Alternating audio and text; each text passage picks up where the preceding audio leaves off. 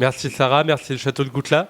C'est avec beaucoup d'émotion que je te retrouve et qu'on te retrouve, Pnar, aujourd'hui au château de Goutla. On s'était vu il y a 1 an et demi déjà, maintenant, pour le festival Les Enchanteurs. Et puis tu nous avais fait l'honneur de ta visite à Saint-Étienne aussi.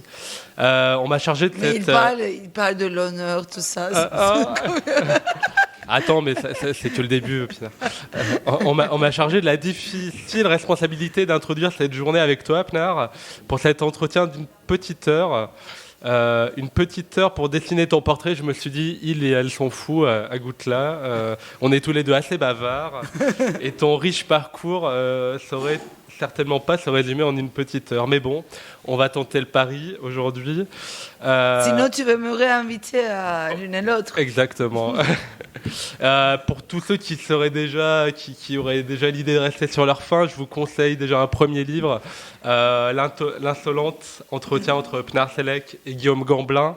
Voilà, vous pourrez prolonger ce petit entretien par la lecture de ce livre qui est une exploration beaucoup plus approfondie de ton parcours à Pnar. Pour ceux qui ne te connaîtraient pas, celles et ceux qui ne te connaîtraient pas, quelques mots, quelques couples de mots comme ça qui me sont venus en tête pour te présenter. Sociologue et écrivaine, universitaire et raconteuse d'histoire, militante pour les droits des opprimés, emprisonnés et torturés, combattante de la paix et farouche antimilitariste, femme papillon et fourmi zinzine, femme exilée, cerf-volant fragile. Voilà, autant de facettes qui forment un tout, je crois. Ce cerf-volant, cette figure du cerf-volant que tu aimes bien, fragile, avec 1000 couleurs, comme tu aimes souvent à le dire ces derniers temps. Fragile, mais toujours debout, toujours volant, toujours dansant dans le vent, grâce à ton énergie incroyable que tu nous communiques à chaque fois qu'on te retrouve. Et grâce aussi aux 1000 petites mains qui te soutiennent en formant ces comités de soutien qui t'aident aussi à passer le cap de ces périodes de grand vent, voire même de sombres ténèbres. L'année 2023 a été marquée pour toi sur le plan judiciaire par une continuité de l'acharnement du régime répressif turc à ton égard.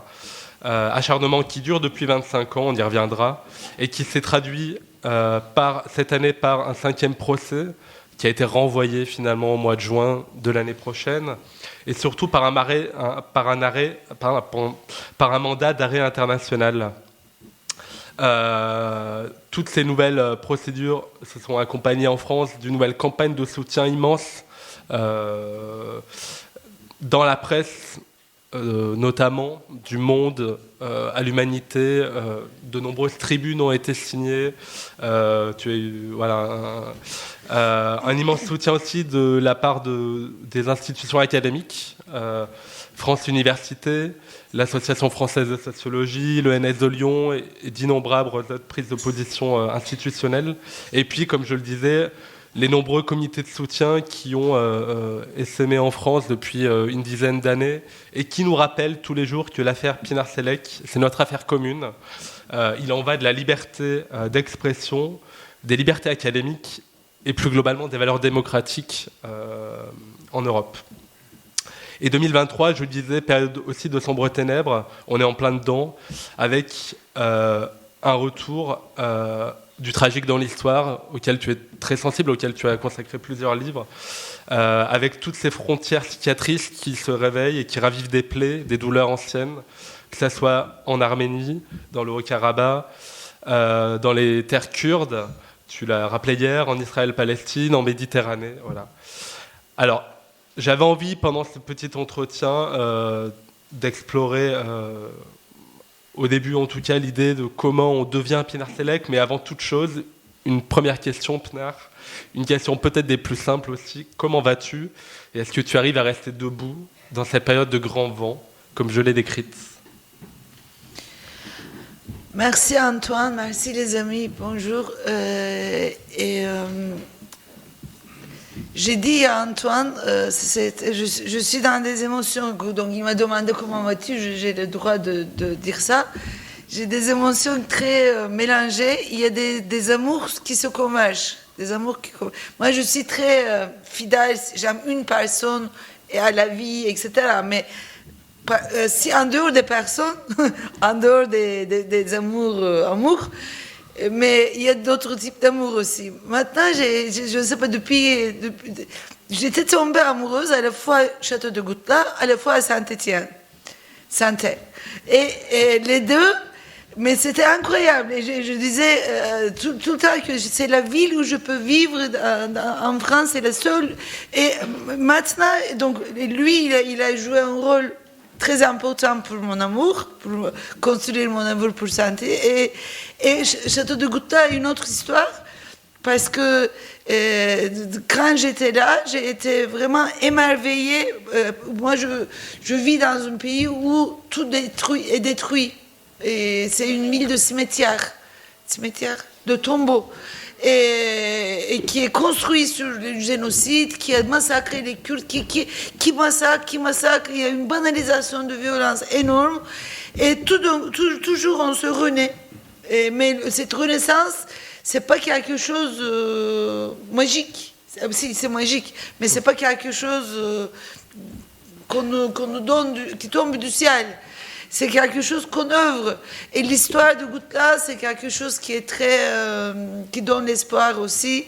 Nous pouvons le faire, nous pouvons transformer, nous pouvons changer. Quand j'étais à Istanbul il y a longtemps avant la prison, on avait créé un atelier de rue, atelier des artistes de rue, mais c'était des personnes qui vivaient dans les rues. Et on n'avait aucune subvention, aucune aide. C'était pas un projet, je ne sais pas. C'était vraiment venu une nuit, on discutait ensemble, et on peut le faire, etc. Et toujours on cueillait, on prenait des trucs dans les poubelles. Et après on travaillait, on faisait des œuvres d'art. Un jour, il y avait un journaliste alternatif qui est venu, et il y avait un enfant qui avait, je ne sais pas, 11 ans, donc qui était un grand artiste. Il est toujours un grand artiste. Et à l'époque, mais il prenait aussi des sinifs, donc c'était pas facile à l'époque, en général, de vivre dans... Mais lui, il a dit que, tout d'un coup, moi, je n'attendais pas qu'un enfant de 10 ans et demi, 11 ans, dirait ça. Il nous a dit, c'est très important ce que nous faisons. Nous sommes des exclus. Et nous, on est comme des gens, comme dans les poubelles.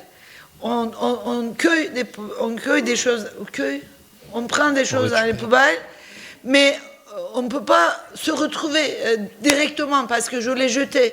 Tu ne peux pas dire, ah maintenant je ne te jette plus, bonjour, ce n'est pas possible. Il faut le travail. Donc nous faisons le travail d'artiste pour vraiment reconstruire notre amitié, notre lien avec ceux qui étaient jetés. Il a dit ça. Il a dit, voilà, nous aussi, nous sommes des jetés, mais vous ne pouvez pas nous dire, ah, bienvenue, je t'aime. C'est pas possible. Il faut un travail d'artiste pour nous gagner, vraiment. C'était incroyable. Et donc, je ne sais pas si j'ai pu... J'ai des émotions très... Et j'ai fait des rencontres depuis hier soir énormes.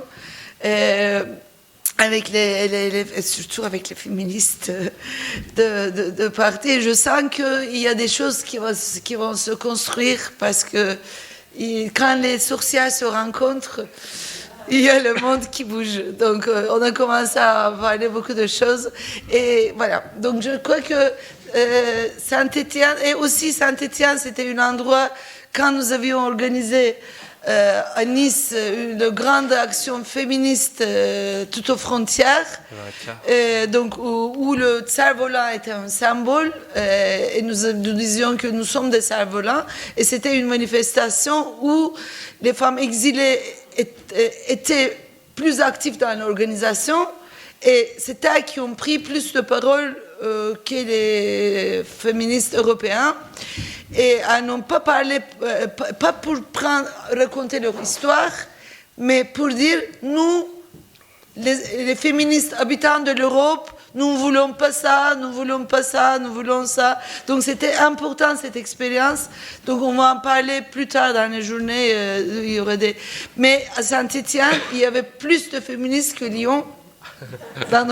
Donc c'était important. Et je sens qu'il y a des fibres qui... Donc il faut faire un pas. Est-ce que... C'est très bien, Pnar. J'ai trouvé ma transition toute faite quand tu as parlé de sorcière, et j'avais envie de t'entendre dans un premier temps répondre à cette question, comment devient-on Pnar Selek. C'est une question qui m'anime et qui, je pense, peut nous animer ce matin. Et j'avais cette image-là en préparant cet entretien, que l'enfance, c'est pour toi un chaudron magique, justement pas un chaudron militaire, où il y aurait trois grands ingrédients. Et le premier, ça serait peut-être ce lieu important que tu rappelles dans tes fictions, qui est la pharmacie de ta mère, qui est un lieu de lien, un lieu de soins, où je crois tu as découvert des choses importantes dans la vie. Est-ce que tu peux nous parler de cet endroit-là et comment il a pu te façonner ? Donc, bien évidemment, en tant que... J'ai pas des lunettes, j'allais mettre les lunettes pour vous montrer que je suis sociologue. Donc, en tant que sociologue, je peux vous dire que c'est les constructions sociales, etc. Mais moi, je fais partie d'un grand tableau. Je suis une petite point dans le grand tableau. Et en Turquie, il y a à peu près 80 000 personnes en prison, prisonniers politiques. Vous imaginez ? Donc moi, je suis une petite partie de ce mouvement, mais donc j'avais de la chance quand j'avais quitté la Turquie en 2009. D'abord, j'étais allée en Allemagne. J'ai dit que je vais beaucoup m'ennuyer parce que c'était... il y avait beaucoup de violence, de répression, mais en même temps, une effervescence philosophique. Je me souviens, on allait faire une conférence, un séminaire sous un cinéma, je ne sais pas, sur, je ne sais pas, Simone Weil, ou je ne sais pas, sur la philosophie, Heidegger, discussion de je ne sais pas quoi. Et après, on se fait taper par la police. Après, on allait... Donc, il y avait et nous avions à l'époque, quand j'étais en Turquie, un peu plus... Voilà, c'est comme ça. Une revue, mais plus grande, féministe, théorique, que théorie féministe. Une fois par 3 mois, trimestriel, on vendait 6000 exemplaires, chaque numéro. Et en France, il n'y a pas ça. Je ne connais pas une revue. Il y avait beaucoup d'autres revues féministes, mais on était une des revues féministes. On vendait et on n'avait pas de numéro. Il y avait plein de... C'est finissait.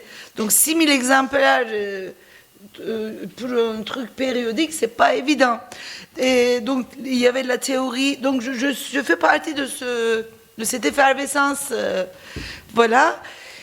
Et là, par exemple, quand j'étais tombée dans la prison, comme j'avais de la chance d'être dans un dortoir, et la première chose que j'ai vue, c'était vraiment ça. Parce que quand tu es torturé, quand tu ne peux plus bouger, et les autres t'aident, et après tu commences à aider aux autres quand les autres arrivent. Et tu commences à écouter, tu écoutes, tu vois que vraiment tu fais partie de l'histoire.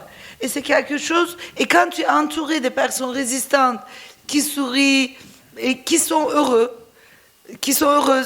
Donc ma famille était très heureuse. La pharmacie, c'était un endroit, mon père il était en prison, il est resté 5 ans. Et la pharmacie était un endroit de résistance. Tout le monde venait là, il y avait toutes les choses illégales, les gens partaient, venaient pour envoyer quelque chose en prison, tout ça. Et il y avait un bonheur terrible. Il y avait un amour, tout le monde se touchait, on se regardait. Donc moi, j'ai compris que avoir la douleur, avoir la souffrance et malheur, c'est pas la même chose. Donc on peut aimer, on peut être, mais on peut... Voilà. Maintenant, je souffre beaucoup, peut-être on aura le temps de parler, parce qu'avant-hier, peut-être on va parler après, mais... Après. Vas-y. Donc j'ai eu une mauvaise nouvelle que je vais vous dire tout à l'heure. Le deuxième ingrédient de ce chaudron magique qui va donner recette à Pnarselec, tu l'as évoqué rapidement, c'est ces deux figures paternelles, ton père qui a été prisonnier politique et ton grand-père qui était un pionnier de la gauche révolutionnaire turque. Quel héritage, enfin, ils t'ont évidemment transmis un héritage politique que tu as fait tien, j'imagine. Comment, voilà, quelle importance ils ont eu Juste ça, peut-être je peux juste dire ça parce que comme on n'a pas beaucoup de temps, il y a plein de sujets à aborder. J'avais de la chance de grandir dans une petite, appartement, mais très très grande. On croyait que c'était très grande et il y avait beaucoup de monde. Tout le temps, il y avait du monde. Et il y avait plusieurs générations. Et comme il y avait une tradition de contestation depuis longtemps, bien évidemment, ma mère jouait un rôle incroyable parce que la pharmacie était juste en face de chez nous. Et voilà. Et donc, on était avec ma soeur, on était comme dans une conte. On voyait beaucoup de choses. Et quand c'est coupé, le coup d'État il est arrivé. Et tout est continué dans la pharmacie de façon plus secrète, mais plus vivante. Donc voilà, je dis que j'avais de la chance d'avoir entre guillemets une famille, parce que c'était pas une famille. Parce qu'il y avait beaucoup d'étrangers à la maison. Il y avait toujours la cuisine d'été, il y avait du monde, tout le monde cuisinait. On cuisinait beaucoup. Tout le temps, on cuisinait. Il y avait toujours la cuisine, et on mangeait. Et on buvait, on n'était pas croyants, donc on était, voilà. C'était un endroit de beaucoup de... Et ça a beaucoup joué, je pense. Mais j'ai trouvé cette même ambiance dans chez d'autres amis aussi, donc on n'était pas unique du tout.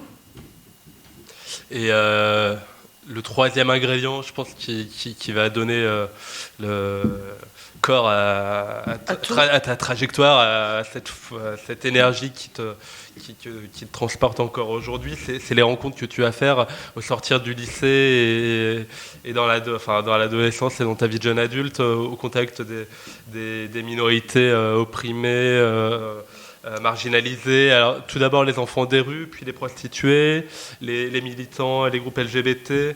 Voilà, tu racontes dans tes livres que tu avais peur à cette époque-là de devenir un rhinocéros, comme ces rhinocéros qui se multiplient dans la pièce de Ionesco. Et c'est finalement la rencontre avec un de ces groupes opprimés et marginalisés que sont les Turcs qui vont t'amener à avoir des gros problèmes en Turquie. Enfin, en Turquie, les autorités judiciaires vont mettre et policières vont mettre le holà, si j'ose dire. Est-ce que tu peux nous restituer ce moment de ta vie, comment il t'a structuré aussi, ces rencontres-là? Elles t'ont structuré, t'ont donné l'énergie d'être celle que tu es devenue? Le coup d'État 1980, c'est le 13e coup d'État en Turquie. Et juste avant, il y avait une grande mobilisation sociale, mais très très grande mobilisation. Et comme on était juste à côté de l'Union soviétique, donc ce coup d'État était organisé de façon internationale, donc l'OTAN a joué un rôle, tout ça. Et il y avait 1 million de prisonniers politiques et très très rapidement, dans quelques mois. Tout le monde n'a pas resté longtemps, mais juste les gardes à vue, des petites prisons, etc. Mais il y a eu beaucoup de personnes qui sont restées beaucoup. Là, par exemple, la CGT turque, même les délégués syndicaux, on leur demandait condamnation à mort. À l'époque, il y avait condamnation à mort. Donc, la trahison, je ne sais pas, ils disaient des choses énormes. Donc, il y avait beaucoup de personnes qui sont... Et dans les régions kurdes, c'était pire. Aujourd'hui, l'État accepte, parce qu'il y a eu des enquêtes, il faisait manger aux prisonniers la merde. Une torture qui dure même dans les prisons. Donc c'était une période terrible. Et pourquoi je raconte? Ah oui. Et après, et il y avait une peur incroyable. J'avais 9 ans, ma sœur, elle était 7. Et ma mère, voilà, elle était très combattante. Et elle nous a amenés... Et à l'école, partout, nous voyions que tout le monde applaudissait le dictateur. Donc tout d'un coup, tout est changé autour de nous. Donc nous, on allait aux prisons, on voyait qu'il y a un autre monde dans les prisons, on voyait que beaucoup de personnes étaient cachées, mais ceux qui étaient visibles, vous savez, qui étaient visibles, applaudissaient. Et moi, j'allais à l'école, les profs parlaient, oh, le dictateur, avant il y avait le terror, etc. Et tout d'un coup, tout est changé, c'était incroyable. Pour un enfant de 9 ans, c'était incroyable. Donc, elle nous amène au spectacle de Ionesco Rhinocéros. Et moi, je me souviens que ma soeur, on tenait la main avec elle. Et on était... parce que vous connaissez l'histoire, donc je n'ai pas besoin de vous raconter. Mais tout le monde, rhinocérisation. Tout le monde devient un rhinocéros. Et à la fin... on était vraiment perdus dans le fauteuil, ou je ne sais pas, dans le truc. Et c'est fini, c'est pas possible. Et à la fin, le Béranger, je n'oublie pas son nom, Béranger, l'héros, il dit, je résiste, je ne deviens pas rhinocéros. Je me souviens pas, mais les mémoires de l'enfance, c'était ça. Et ça, avec ma sœur, on a dit, non, on va pas devenir rhinocéros. C'était très important. Et après, j'ai beaucoup réfléchi, même ce chaudron turc, même mes romans, et c'est la même chose. Comment ne pas entrer dans le rang? Comment ne pas entrer dans le rang? Comment ne pas obéir? Et comment continuer à poser des questions? Comment ne pas être dans le conformisme? Après, j'ai élargi ma problématique, disons. J'ai trouvé beaucoup de choses.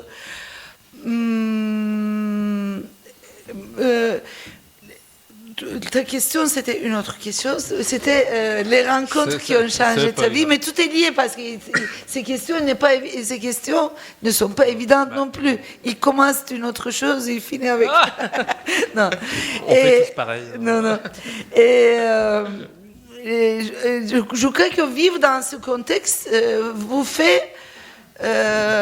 remplit votre tête avec les questions. Donc il n'y a pas d'évidence. Parce que le dictateur parle tous les jours à la télévision et il parle d'une vérité absolue autour de vous. Et à la maison, les autres disent que non, c'est pas vrai. Et donc, à l'enfance, vous savez que tout ce qu'on dit à haute voix ne sont pas vrais. Donc c'est génial pour un enfant parce que ça commence à se questionner. Et j'ai appris dans ma vie, et donc je raconte aussi parce qu'ils sont arméniens, etc. Ce sont des rencontres qui vont transformer, des vraies rencontres. Et quand vos portes sont ouvertes, vous recevez beaucoup dans la vie. Quand vos portes sont ouvertes, vous recevez beaucoup. Et je crois que dans l'enfance, à cause de vivre toutes ces histoires, je n'avais pas de porte. Les portes étaient cassées.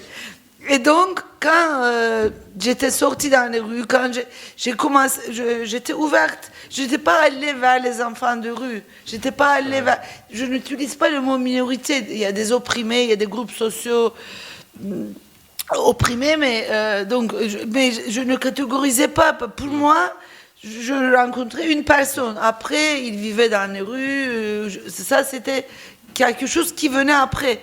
Mais comme il n'y avait pas de portes, et tout d'un coup, tu commences à écouter d'autres histoires.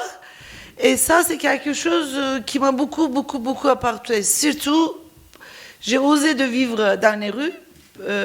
Et cette période, c'était... Donc, je me déguisais. Et pour une femme, c'était incroyable. Donc, j'avais cette confiance avec une bande. Et ça m'a beaucoup apporté. Et j'ai fait des rencontres dans les rues que tu ne peux pas faire en marchant.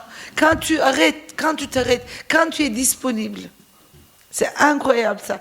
Tu restes.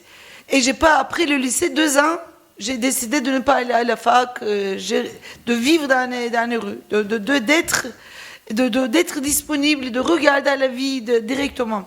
Et cette expérience, je crois que c'est la meilleure chose que j'ai fait dans ma vie. Et tu la racontes très très bien, cette expérience dans l'Insolente, voilà, dont je parlais au début.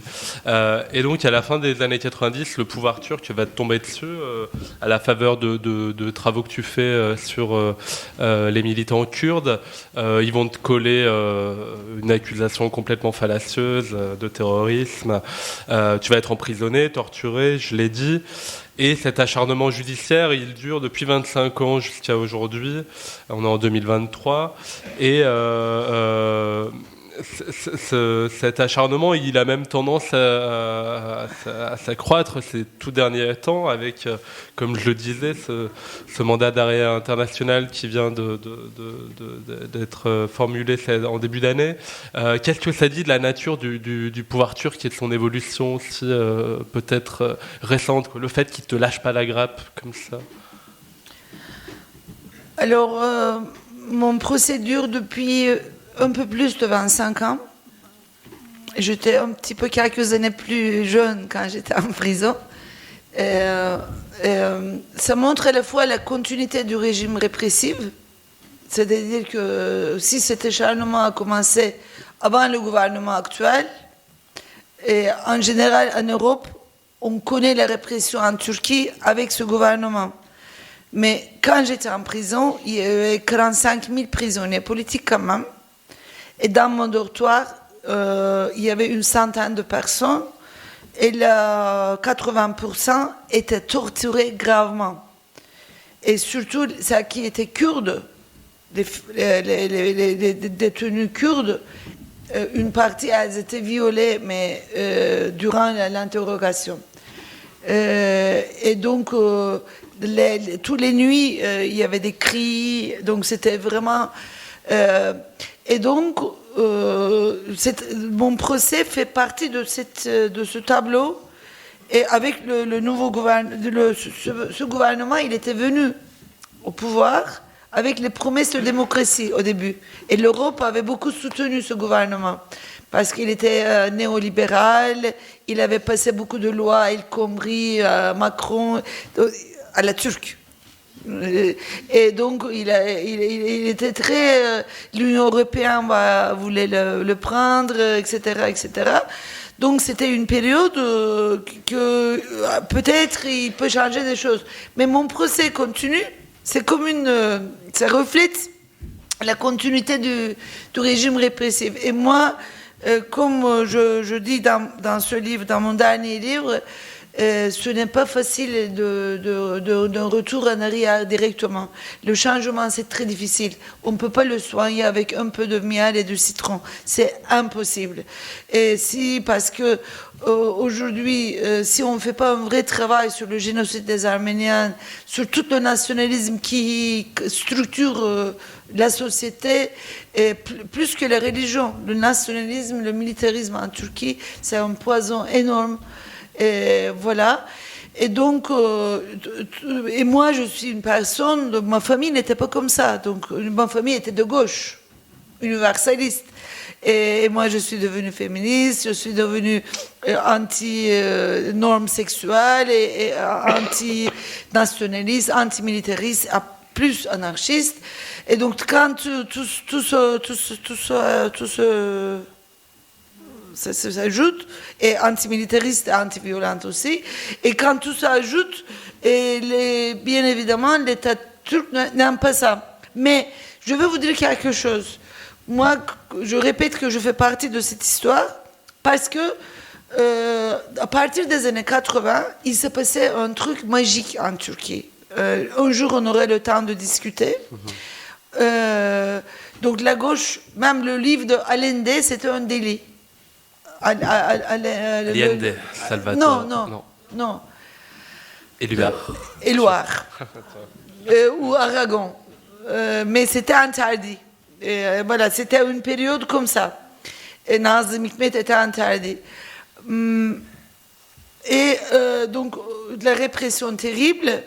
Et tout d'un coup, on voit, à partir de 84, l'émergence du mouvement féministe. C'était plus le cas avant. Parce que l'État turc, il était très autoritaire et Et il disait que c'est Atatürk qui est le plus grand féministe, donc il a imposé un modèle de femme émancipée, mais nationaliste et vraiment récupérée par la cause nationaliste. Et donc c'était la génération de ma mère et de ma grand-mère disait que Atatürk il est féministe, on n'a pas besoin de féminisme, tout ça.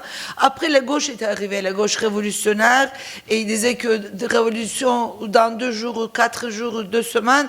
Et la question de femmes, c'est après, et ils voyaient le féminisme comme une idéologie bourgeoise, ou l'homosexualité, perversité bourgeoise. Donc, on était très... voilà. Et donc, il n'y avait pas de place pour d'autres mouvements contestataires.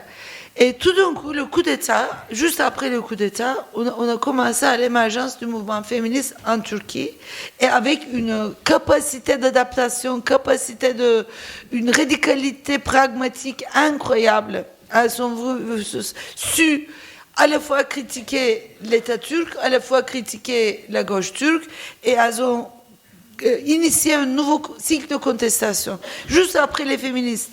C'est les mouvements LGBT, les anarchistes, les antimilitaristes, et c'était tout avec le répertoire féministe qu'ils sont développés. C'était incroyable. Et ce nouveau cycle de contestation, aujourd'hui, est très dominant en Turquie. Après, les militants de gauche sont sortis de la prison, ils se sont adaptés. Ceux qui ne sont pas adaptés sont partis, donc ils se sont renouvelés, et les Kurdes aussi, le mouvement arménien, donc, et comme il y a toujours une répression énorme, il y a une très grande répression, il y a une convergence obligée. Tu es toujours obligé de faire avec. Même s'il est très différent, et même si tu ne l'aimes pas, tu ne veux pas aller à des réunions du collectif, tout ça, ça te fait chier. Mais tu y vas parce que tu es obligé, tu ne peux pas faire autrement. Il y a une répression énorme. Et le militantisme ne t'apporte pas du carrière, c'est plus, ça te prend. Tu le payes cher. Donc, tu es obligé de converger. Tu es obligé de... Et quand ça dure 3 ans, ça ne change pas beaucoup de choses. Mais quand ça dure longtemps, il y a quelque chose de magique qui se fait. Il y a des voyages des idées, voyages des expériences entre les groupes, voyages des concepts. Et tu apprends à lutter ensemble en plus. Donc c'est quelque chose. Et il y avait des copines qui m'ont raconté que, par exemple, la différence de santé et Paris, c'est un peu ça aussi. Donc c'est pas à cause de répression, mais pour d'autres raisons, mais il y a quand même une convergence.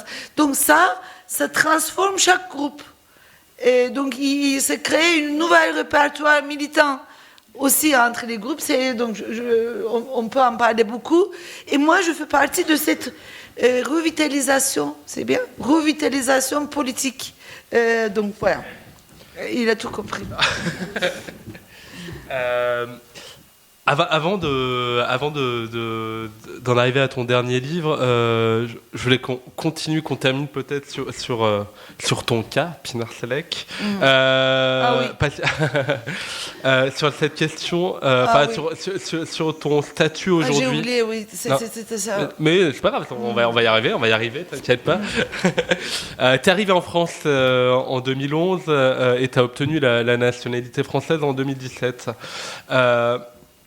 Et pour autant, depuis le début de l'année, pèse sur toi, comme je le disais, un mandat d'arrêt international. On est à Goutla, un lieu de la renaissance du droit, pour parler comme le journal Le Monde. Est-ce que tu peux revenir sur ton statut actuel qui t'empêche de quitter le territoire national ? Ce mandat d'arrêt international, voilà. Ouais. Ta situation administrative aussi, parce que c'est aussi, on est là pour cette lutte-là. Voilà. Et donc, tu m'avais posé la question maintenant, quand tu posais la dernière question, je me suis souvenu la précédente. Aussi, pourquoi toi? J'ai répondu aussi un petit peu par rapport je fais partie de ce... Voilà. Mais en plus, comme j'ai pu échapper de la prison, j'ai pu échapper de la Turquie, et comme j'ai décidé de continuer ma lutte, Et de ne pas, hier soir, je ne sais pas s'il y avait beaucoup de monde qui était là, mais je vais raconter que quand j'étais en prison, au début, je ne savais pas combien de temps j'allais rester, et je demandais à des prisonniers qu'est-ce que je dois faire pour ne pas devenir folle. Et elles m'ont dit, oublie ton procès, oublie quand tu veux rentrer, parce que sinon tu vas avoir une impuissance appris, une maladie psychologique. Il faut que tu penses, qu'est-ce que je peux faire aujourd'hui en prison ? Aujourd'hui, qu'est-ce que je peux faire ? Donc, oublie ton procès. Tu vas commencer à réfléchir une semaine avant l'audience, mais dans la journée, tu oublies. Et quand je suis venue en exil, j'ai utilisé cet apprentissage. Donc, j'ai dit, je ne veux pas penser, je vais rentrer en Turquie. Donc, je me suis engagée dans les luttes d'ici. Auprès des exilés ou d'autres choses, donc parce que moi, déjà quand on était en Turquie, on disait qu'il n'y a pas de hiérarchie entre les oppressions, il n'y a pas de hiérarchie entre les luttes, donc moi je dois décentraliser aussi mes luttes. Donc j'ai dit que ici aussi c'est pas moins important. Donc comme maintenant je suis à la frontière italienne, donc voilà, quand je me suis engagée, et ça fait plus peur l'État turc, je pense. Et ça fait plus peur parce que comme je continue, et ça donne beaucoup de force à mes amis en Turquie, et ils voient que je continue, voilà. C'est ça qui change les choses. Mais pour empêcher ça, parce que je allais beaucoup en Italie les derniers temps, depuis tu travaillais beaucoup sur les frontières. Sur les frontières, ouais. Mais en dehors de ça, j'avais un séminaire que je faisais dans les villages partout. Sans féminisme, pas de lutte efficace contre le fascisme. Donc je faisais ça partout en Italie. Et nous avions créé des liens très très forts avec nous, une des Ménos, et on faisait plein de choses ensemble. On disait qu'on ne va pas passer par Paris parce qu'on est au sud, il y a des frontières, mais on s'en fiche des frontières. Nous allons créer des collectifs féministes transnationaux sans passer, donc comme on est libertaire, donc on était, voilà, on essayait de créer des choses locales, mais locales dans le sens transfrontalière. Et donc moi j'étais vraiment très active, et surtout ce séminaire qui marchait beaucoup. Et voilà, l'État turc a demandé mon extradition, mais aussi dans l'Interpol de me mettre dans la liste rouge. Et donc, maintenant, je ne peux pas traverser les frontières. Ça, c'est quelque chose. Mais pas seulement ça, c'est pas un secret. J'avais toujours des menaces, mais les menaces sont devenues très importantes les derniers temps. Ils prennent des photos de moi quand je marche dans les rues et ils partagent. Voilà, ils disent qu'elle est Nice, c'est traîtresse, des choses comme ça. Donc ça m'empêche de voyager toute seule, de me déplacer toute seule, etc. Et peut-être on va en parler, je ne sais pas si on a le temps, mais donc j'ai écrit ce livre à partir d'un... Oui. Je le montre, le chaudron militaire turc. À partir d'un homme qui a tué mon ami, Hrant Dink, c'est un journaliste arménien on était très proches, en 2007. Il a tué, il a avoué qu'il a tué. On savait que c'était pas lui qui a tout organisé. Il a tiré, mais c'était l'État qui avait fait. Mais lui, il a tiré. Et il a avoué en disant que oui, j'ai lu dans les journaux qu'il n'est pas bien pour notre nation, donc voilà. Et avant-hier, il a été libéré. Et en disant qu'il a eu des bons comportements en prison. Et il a été libéré avec une... voilà. Et il est comme un héros important. Donc il y a plein de... Donc les loups gris, ça s'appelle les loups gris, ce mouvance. Ça veut dire, ils pensent que les Turcs comme Romulus avaient allaité une louve, allaité une Turque, je ne sais pas. Et quand ils font des manifestations, ils crient comme ça. Ouh! Vous imaginez dans les rues comme ça? Et donc les pauvres loups, ça n'a rien à voir avec eux, mais voilà, ils utilisent comme ils utilisent tout. Et donc, et quand ils partagent des choses comme ça, les loups solitaires mise en place, il le fait, voilà, réalise. Et donc, voilà, c'est une période un peu difficile pour moi. J'ai une mobilité réduite, mais je suis tout le temps en mouvement. Et c'est pas facile. Ce matin, on parlait avec les copines au cours de petit déjeuner. On disait comment on fait, comment on résiste, comment on tient le coup, on prend le gouvernail. Et après, on a dit que c'est bien de répéter tout le temps. Et moi, je fais ça. Je répète au moins 4-5 fois par jour. Même les amis de Gutla, ils ont vu que je ne suis pas si forte que ça. Quand mon train il est arrivé un peu en retard, j'ai compris qu'il n'y avait pas de j'allais rester comme ça. Et j'ai pleuré. Voilà. Donc c'est pour cela qu'on parle des cerfs-volants. Parce que les cerfs-volants, on peut les déchirer facilement. C'est pas des... Mais il faut que les autres tiennent. Il faut une solidarité. Il faut des mains pour qu'on vole. J'en reviendrai aux mains peut-être dans une dernière question. Je voulais quand même qu'on revienne un petit peu sur ton dernier livre, Le chaudron militaire turc. Tu n'as pas mon roman. Adolsen, ouais. Il est là-bas, mais j'ai oublié de le prendre. Tu me fais remarquer la moindre. Le chaudron militaire turc, dans lequel tu attaques frontalement un des piliers de l'État turc, à savoir son service militaire obligatoire, que tu analyses comme un lieu, un berceau de la production de la domination masculine et de la violence masculine. Le contenu de ce livre est par essence un acte de courage et de grande liberté face aux menaces, face aux intimidations, à l'acharnement. Ton éditeur, il a décidé de coller un bandeau sur lequel il y a marqué « Pnar Selek persiste et signe ». Ça se lit d'une traite. Ton courage, il m'évoque une autre figure, c'est celle de Salman Rushdie, quelque part. C'est quoi ce besoin essentiel qu'il y a à maintenir cette parole libre, voilà, à pas plier, quoi. Enfin, j'avais envie de t'entendre.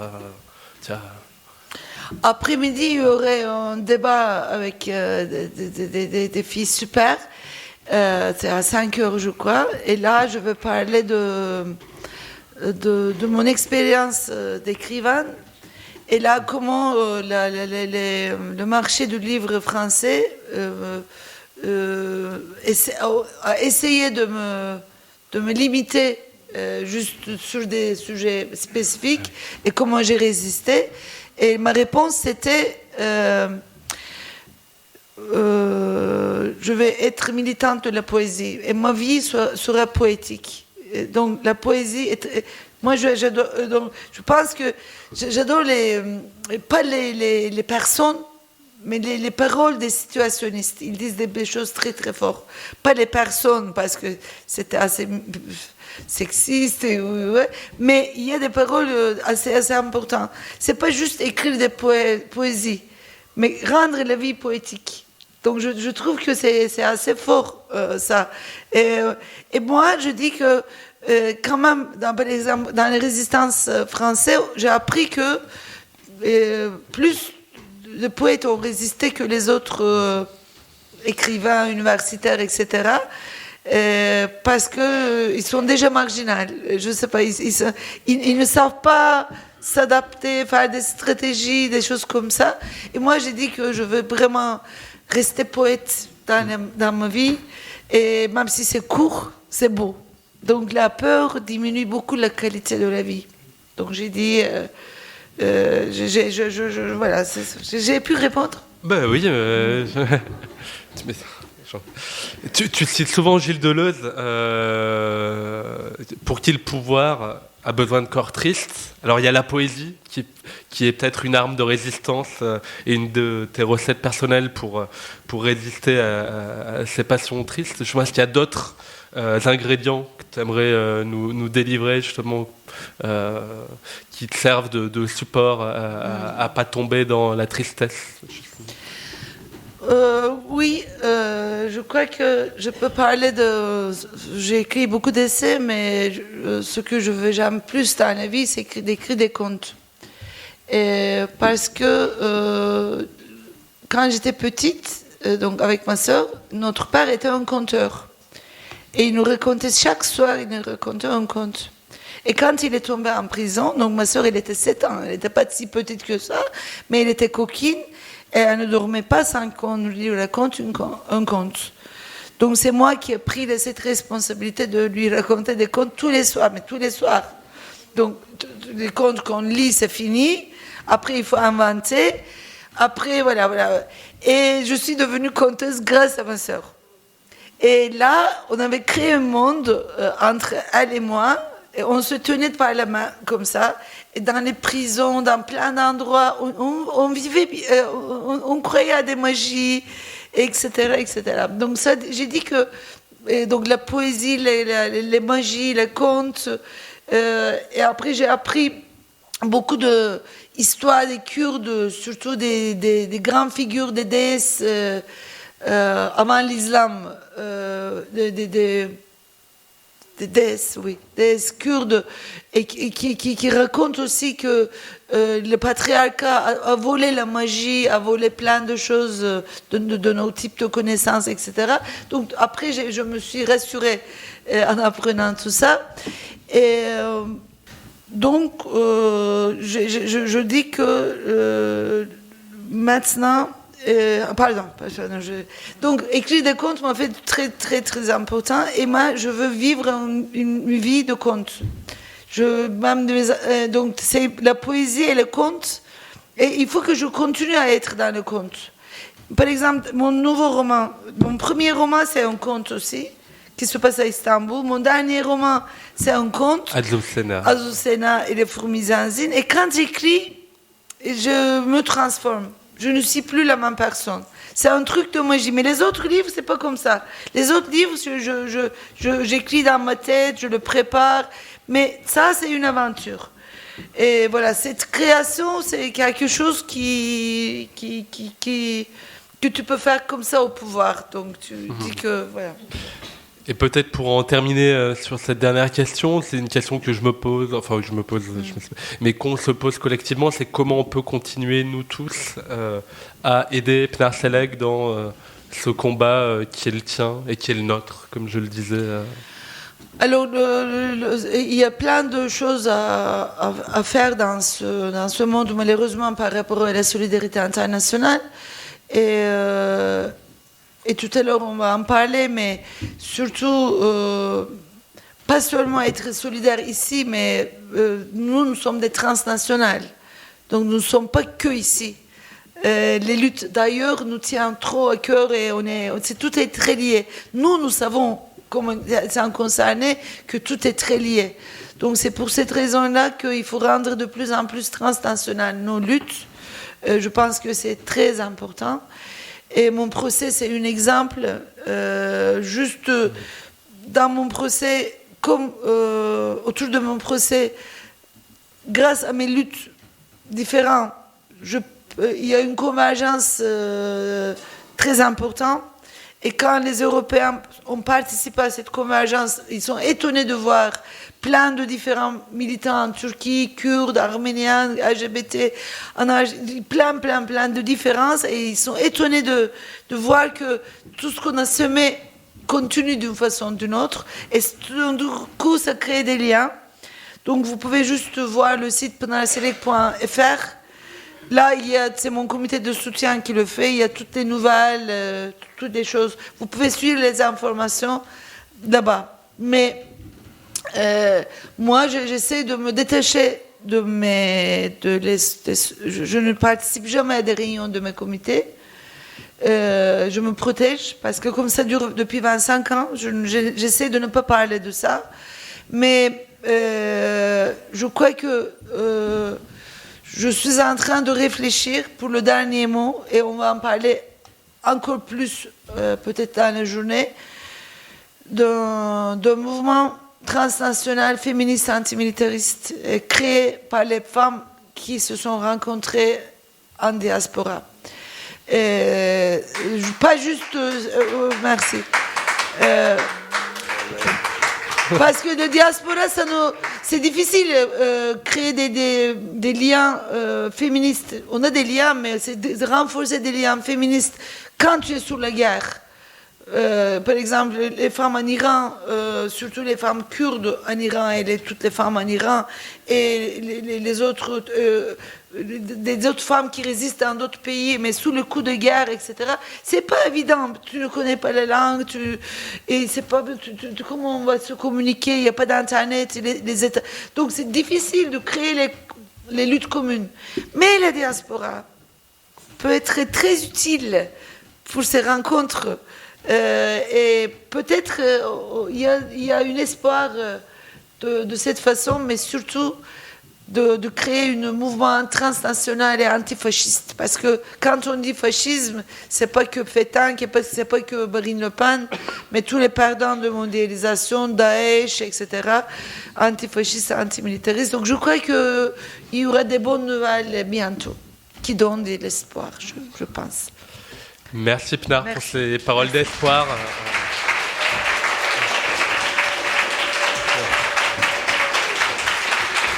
Et merci à Antoine.